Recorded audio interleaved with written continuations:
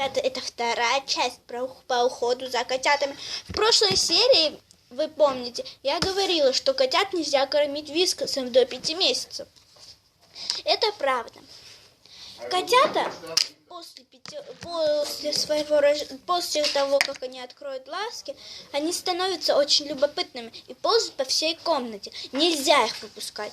Маленькие котята могут забраться в любую малюсенькую щельку. С моим котенком тоже так же было. У меня была одна кошка, и у него был маленький котенок. Она залазила куда хотела. После того ее было очень трудно достать.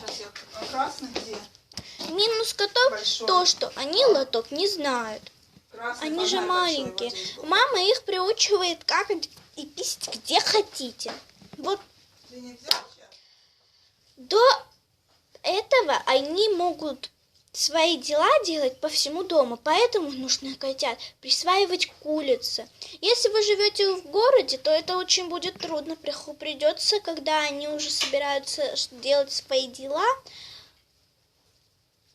тащить его в лоток, пока он не привыкнет. И тем более, котята очень любопытные. Если им поднести любую непохожую вещь, они непонятную вещь, которую они ее не знают, они сразу начинают нюхать. После того, как вы хотите что-то показать коту, нужно хорошенько вымыть руки, потому что они это нюхают. Слаймы им не показывать. Слаймы им нельзя показывать, потому что они воняют. И даже для человеческого носа они очень плохо пахнут. А у котов очень острое обоняние.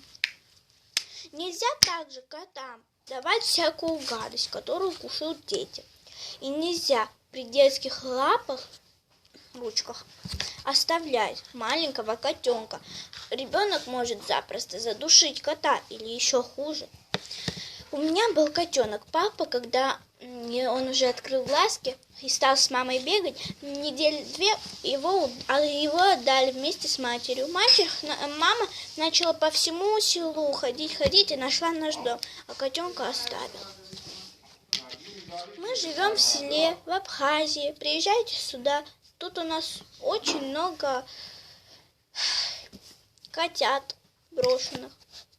Кто хочет приобрести, можно даже найти на улице. Их очень много. Мы нашли своего. Котят... Что положила на место, а это что такое? Это не надо? Котят очень много на свете. Если вы хотите приобрести, просто попросите родителей.